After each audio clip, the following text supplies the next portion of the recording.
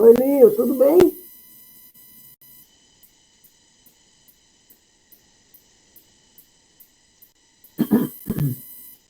Tá que Lio teve problema? Notícias de Figueiredo, Lúcia? Tenho. Ele até mandou um áudio hoje falando, né?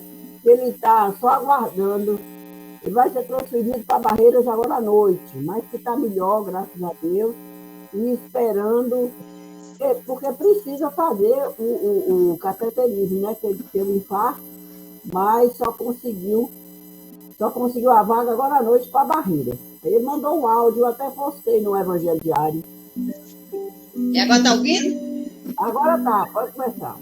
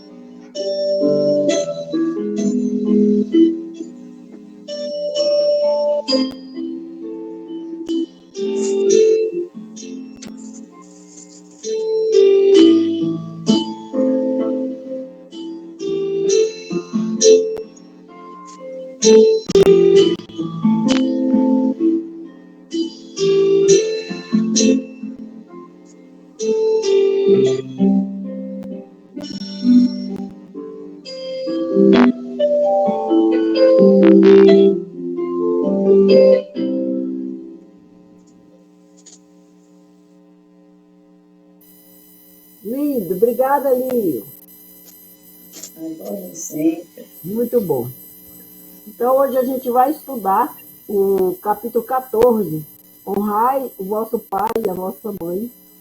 E a gente convidou o nosso querido Antônio Carlos para falar sobre a parentela corporal e a parentela espiritual.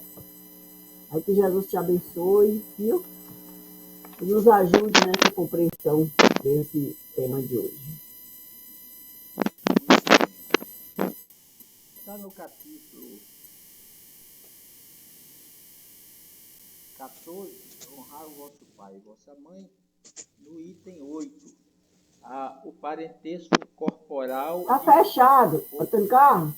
Fechado o microfone. Microfone aqui. Oi, pronto. Fala com Oi, pronto. Então está no capítulo 14 do Evangelho, honrar o vosso pai e a vossa mãe, no item 8, parentesco corporal e parentesco espiritual. E diz o item 8,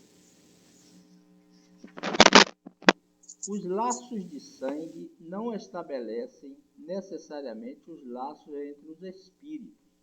O corpo procede do corpo, mas o espírito não procede do espírito, porque o espírito existia antes da formação do corpo. Não foi o pai quem criou o espírito do filho. Ele não fez senão lhe fornecer um envoltório corporal, mas deve ajudar o seu desenvolvimento intelectual e moral para fazê-lo progredir. Então não foram os pais A tradução aqui não foi o pai que criou, mas não foram os pais que criaram o corpo do filho, o espírito do filho. Eles deram uma fórmula física, biológica, para que o espírito pudesse agir aqui na matéria. Assim se dão as reencarnações, e é uma amplitude que a doutrina espírita nos traz, dizendo que nós somos seres interexistentes. Existíamos antes, existimos agora e existiremos depois.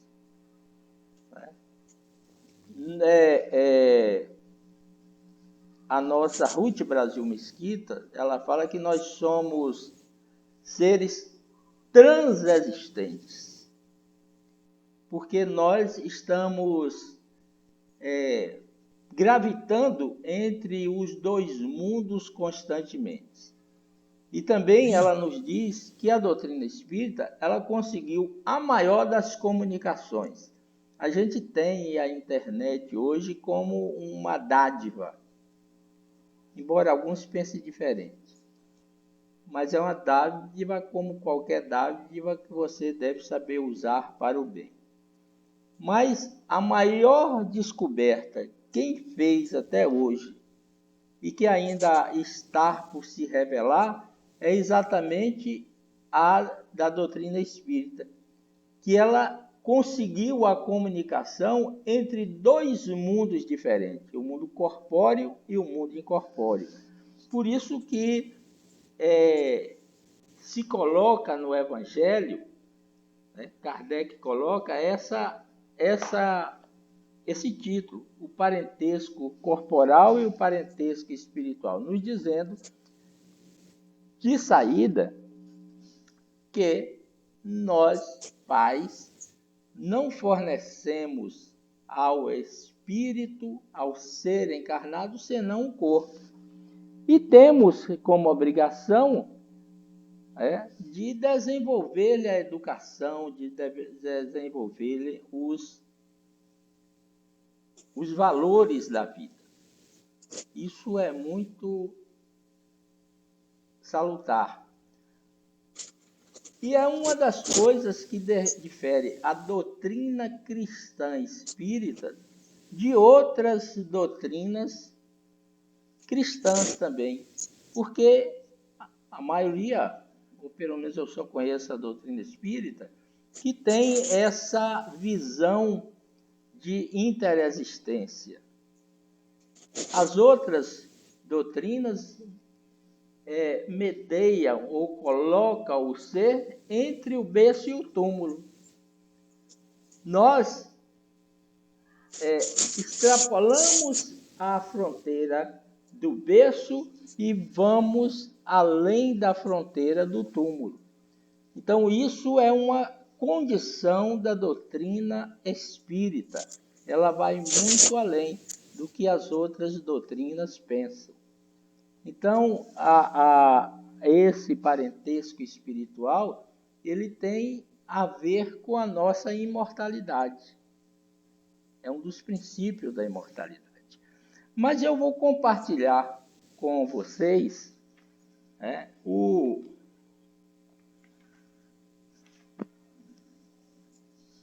uns slides que eu tenho aqui, inclusive que alguns textos foram elaborados pelo Saul Quadros. Deixa eu ver aqui onde é que eu encontro ele. Está aqui.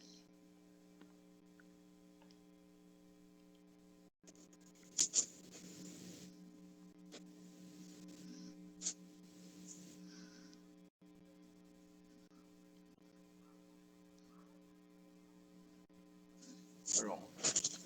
Está aí compartilhando. Eu vou aqui para os slides para poder passar. Mas eu vou pegar só essa história que está aqui na apresentação. Depois a gente vê outra. Era uma vez uma ilha onde moravam todos os sentimentos. A alegria, a tristeza, a sabedoria e todos os outros sentimentos. por fim o amor.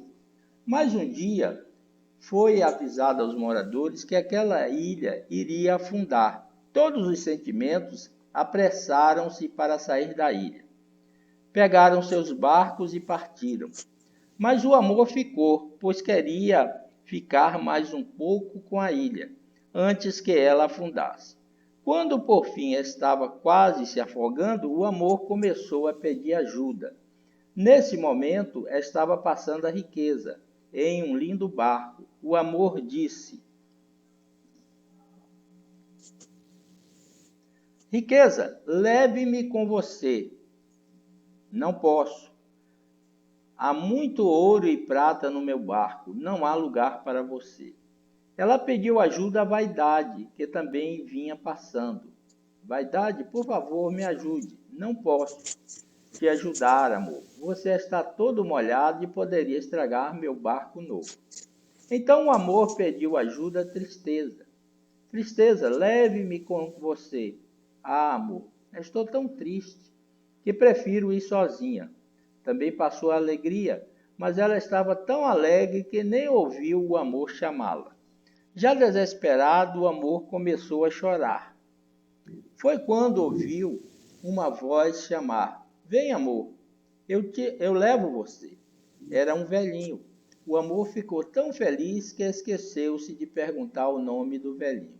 Chegando do outro lado da praia, ele perguntou à sabedoria: Sabedoria, quem era aquele velhinho que me trouxe aqui? A sabedoria respondeu: Era o tempo. O tempo?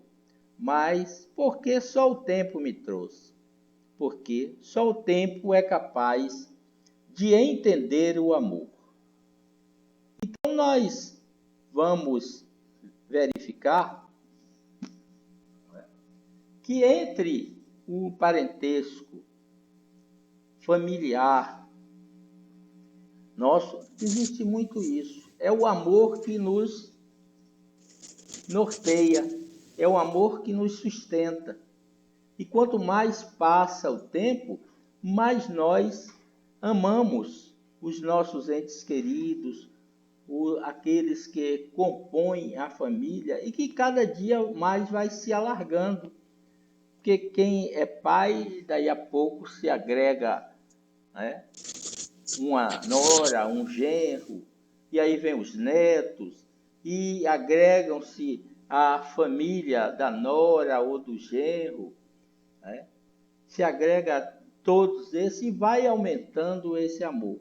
Então, o tempo vai fazendo que o grupo familiar cresça mais. Tanto cresce aqui porque migram os membros do mundo espiritual, como cresce no mundo espiritual que a gente vai envelhecendo, né? Assim vai ficando os cabelos brancos e aí a fatalidade do retorno é natural. Mesmo nós espíritas ainda não nos aceitamos assim, mas ela é natural e nós retornamos ao mundo espiritual para refazer novos caminhos e voltar numa nova roupagem, ou aqui ou em outros mundos. Como a maioria das nossas afinidades estão aqui, normalmente nós vamos voltar para a Terra. Mas quando voltarmos, a Terra já será uma Terra melhorada e a família vai crescer cada vez mais. O Evangelho vai nos dizendo assim: os espíritos que encarnam na mesma família, sobretudo em parentes próximos, são mais frequentemente espíritos simpáticos, unidos por relacionamentos anteriores. Nós recebemos na nossa família aqueles espíritos que têm afinidades conosco. Por isso que nós adoramos, amamos, temos paixão mesmo, aos laços de família vai a paixão pelos nossos. De vez em quando aparece uma ovelha desgarrada que a gente às vezes não tem a mesma finalidade, mas procura através do relacionamento se afinizar com aquele que é diferente. Mas normalmente nós estamos unidos com as nossas afinidades por relacionamentos anteriores. Pais, irmãos, primos, tios e etc, e etc. que se traduz por uma afeição durante a vida terrestre. Mas pode ocorrer também que esses espíritos sejam completamente estranhos uns aos outros, divididos por antipatias igualmente anteriores, que se traduzem da mesma forma por seu antagonismo na Terra, para lhe servir de provas. É como eu falei, de vez em quando, a cegonha joga uma ave diferente no nosso ninho. Mas por quê? Normalmente porque aceitamos.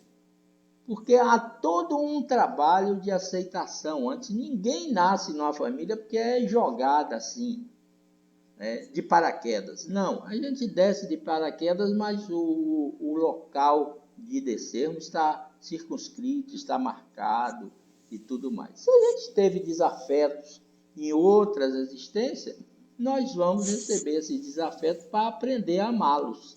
É natural isso, né? Os verdadeiros laços de família não são, pois, o da consanguinidade, mas os da simpatia e da comunhão de pensamentos que unem os espíritos antes, durante e após a encarnação. Isso é muito interessante, porque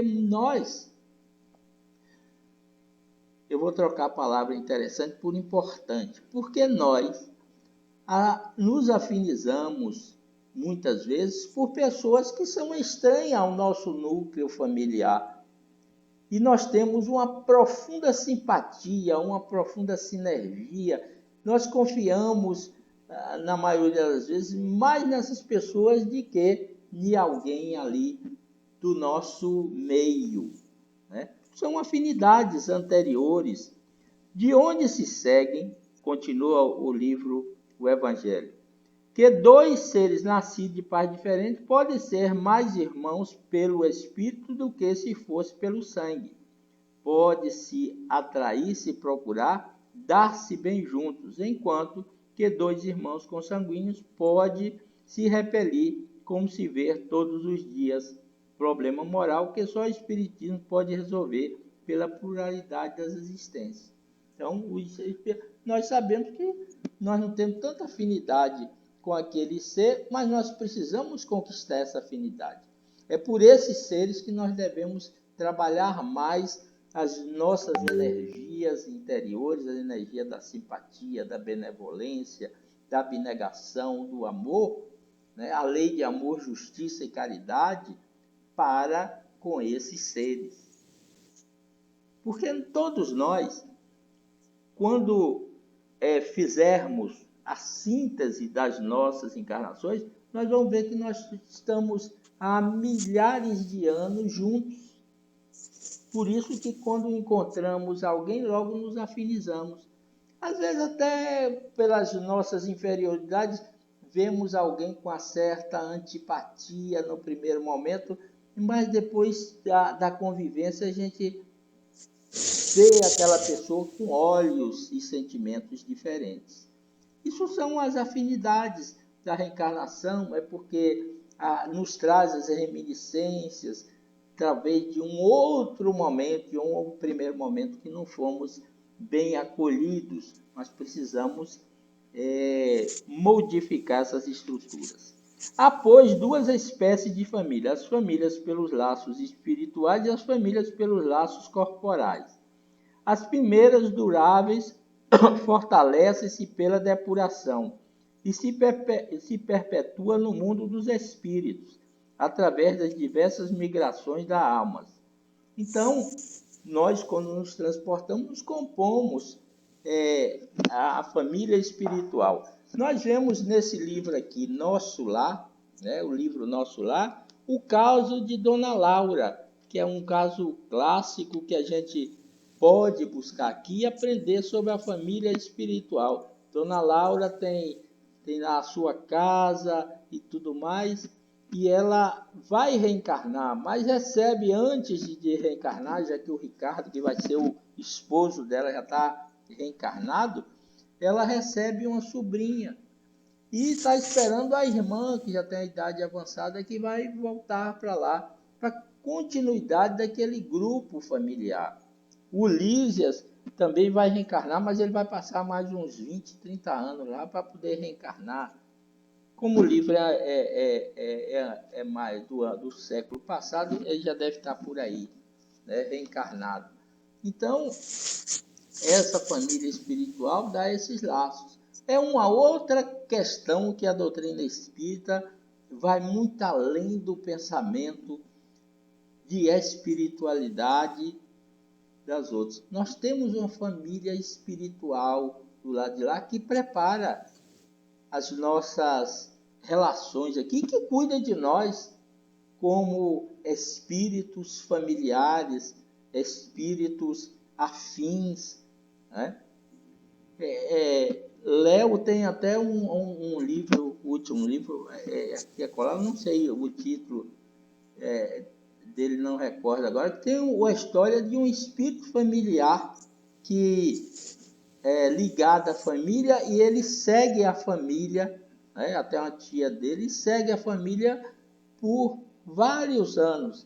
E a gente vê também, às vezes, o sofrimento desse espírito familiar, porque muitas vezes ele vê acontecimentos que vão ocorrer, ele quer interferir, mas as leis divinas que regem a vida o impedem, porque está no planejamento daquele espírito que aquilo ocorra do jeito que o livre-arbítrio do espírito escolhe. E é uma das páginas psicografadas mais importantes que eu já vi, é um complemento do próprio livro dos espíritos, que trata dos espíritos familiares. É o último livro que ele escreveu. Muito bom, é um resumo, poucas páginas que ele escreveu essa história do espírito familiar ligado à família dele. É os nossos no mundo espiritual.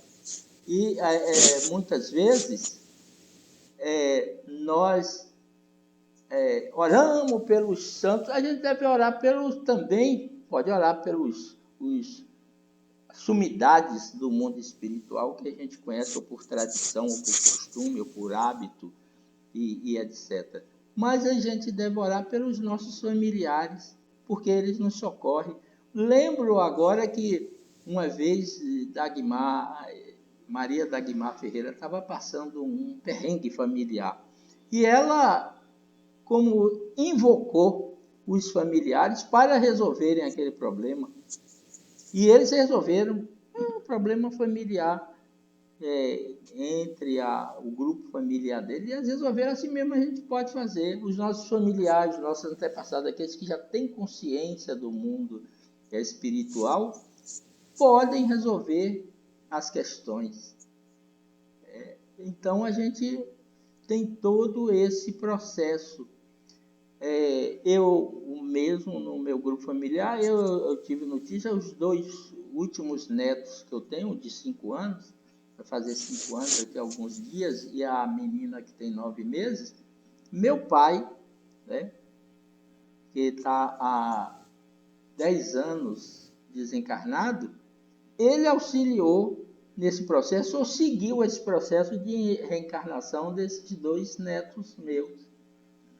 Outros familiares, mas o médium percebeu a presença dele junto com esses entes que voltaram à Terra. A gente não sabe quem é que voltou, mas sabe que ele deu assistência possível lá.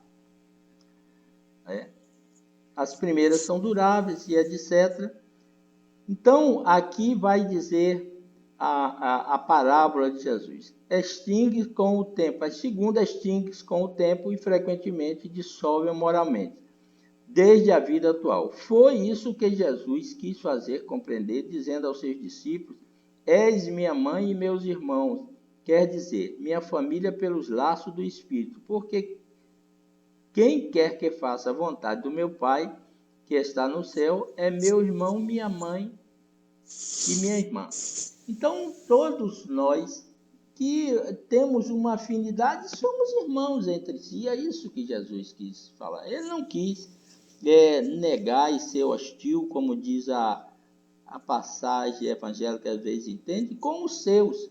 mas ele quis mostrar àqueles que eles eram tão importantes como a sua família e que naquele momento ele deveria estar junto da sua família. Ele não quis renegar a sua mãe nem seus irmãos, embora a história diga que os irmãos de Jesus não eram espíritos assim que tivessem muita afinidade com a espiritualidade. Então, a conduta de Jesus nos trouxe em outras etapas muita sabedoria que nega essa visão. Jesus quis apenas mostrar que todos nós somos seus irmãos, sua mãe, sua família espiritual. E a gente, como doutrina espírita, a gente tem que tirar também esse senso comum que a gente tem, que Deus só ajuda aqueles que o pedem. Pedir é um ato de humildade. Então, o próprio Evangelho diz que é necessário pedir para obter, bater para se abrir, buscar para se achar. Mas Deus é equânime, ele ajuda todos, independentemente de pedir-lhe ou não, porque as suas leis são de equilíbrio para todos nós. Quando nós pedimos a Deus, e os espíritos que estão em nossa volta veem que nós merecemos, porque aquilo não desequilibra as leis, né, o nosso projeto divino, eles ajudam, eles dão um auxílio. Não é que eles vão fazer por nós aquilo que temos que fazer, porque os espíritos não podem fazer por nós aquilo que é obra da realização humana, mas ele nos aguça a inteligência, ele faz com que as ideias se aflorem, ele não faz com que os amigos se agreguem àquele nosso projeto e esse projeto se realiza. Muito bem, como eu estou vendo que já tem gente bocejando por aí, eu abro para alguma pergunta, alguma colocação. Eu ainda vou passar aqui uns 2 slides só, mas a gente abre aí. Já são 21h35, já tem 20 minutos que eu estou falando. Mas vamos lá, alguma pergunta?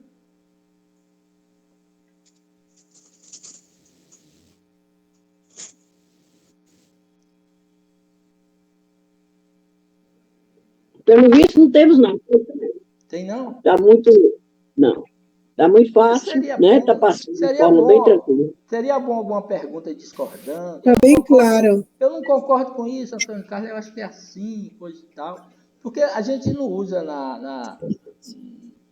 no meio espírita, a gente discorda muito. Quando alguém discorda, a gente fala, ih, esse está obsidiado, mas não. Mas a discussão é boa para que a gente possa buscar argumento para realizar a compreensão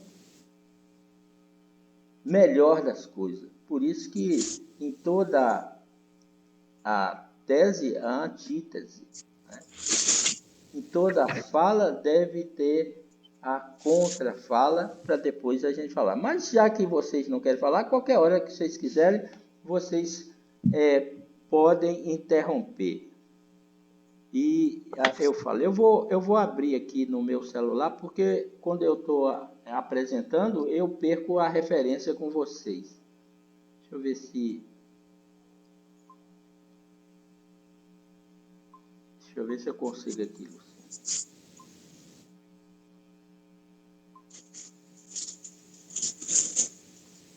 Você me dá acesso aí, Lúcio? Eu vou diminuir aqui o...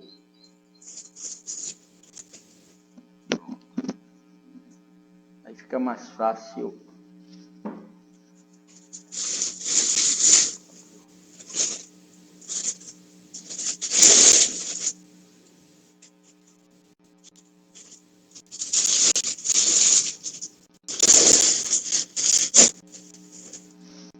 Vamos ao compartilhamento.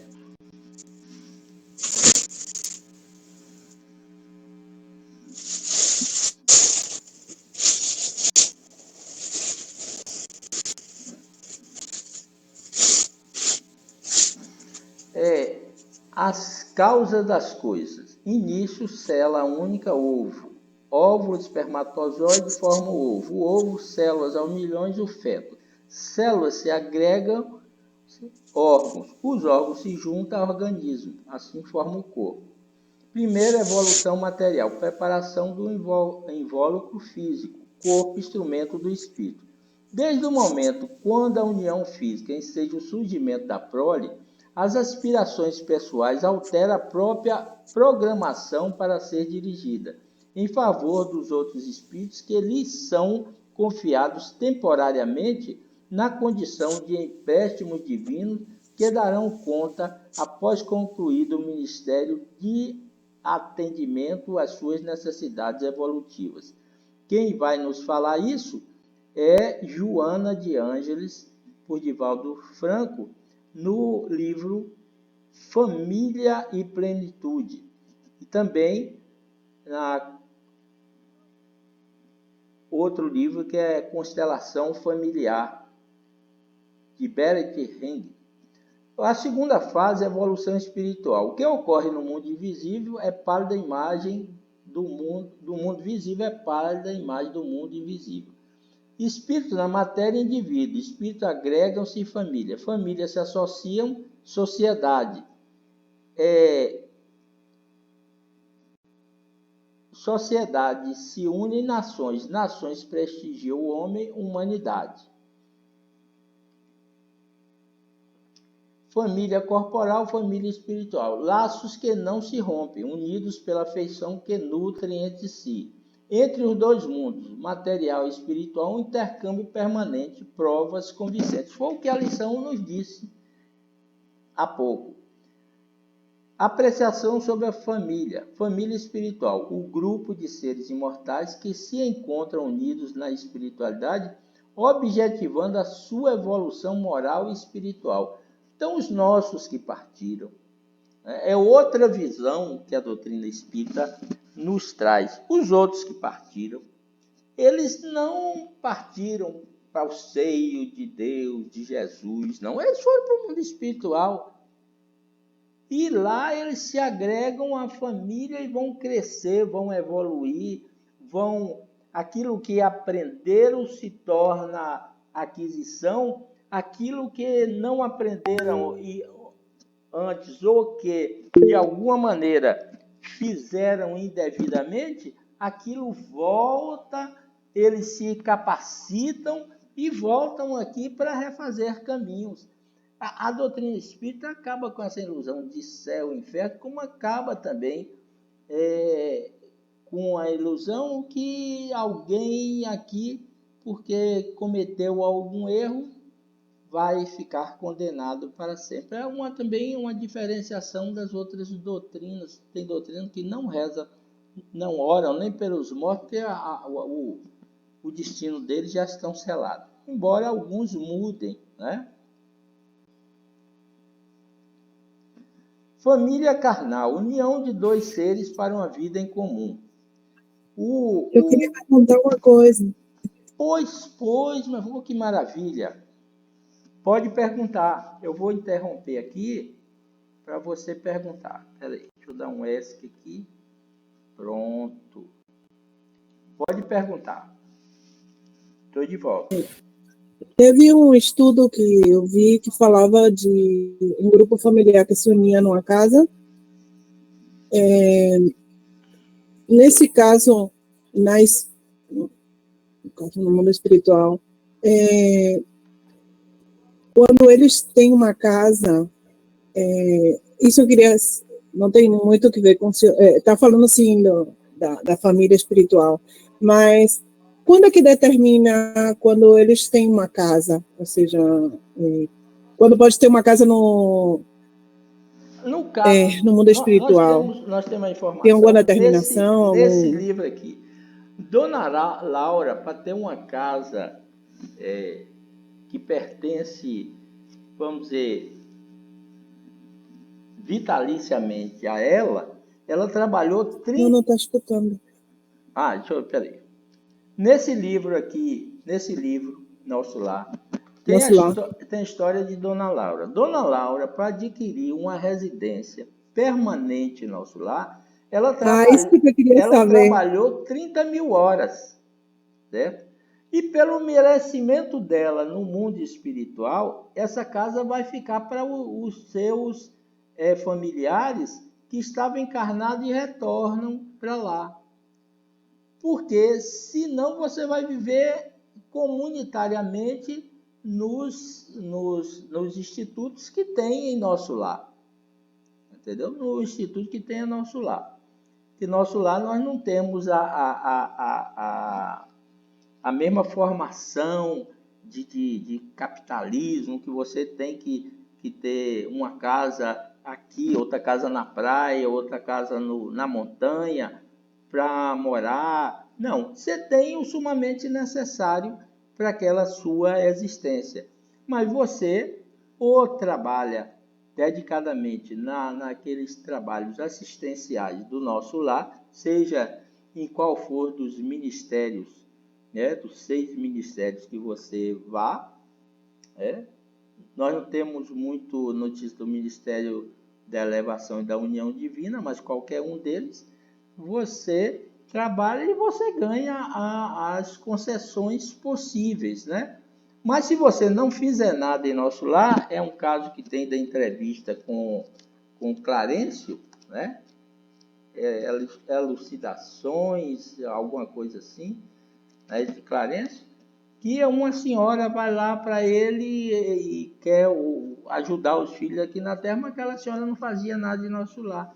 E ele fala, vai minha filha, vai descansar, toma cuidar da sua vida, que depois nós vamos resolver o seu caso. Normalmente ele dá uma dica que pela inércia dela lá no nosso lar, ela quando reencarnar vai encarnar aqui na terra como uma pessoa com deficiência, ou com alguma deficiência. Então, o processo é esse. O processo é o processo de você trabalhar para o bem, para conseguir essa circunstância lá em nosso lar. De vez em quando eu viro aqui é porque eu estou olhando aqui o que está sendo apresentado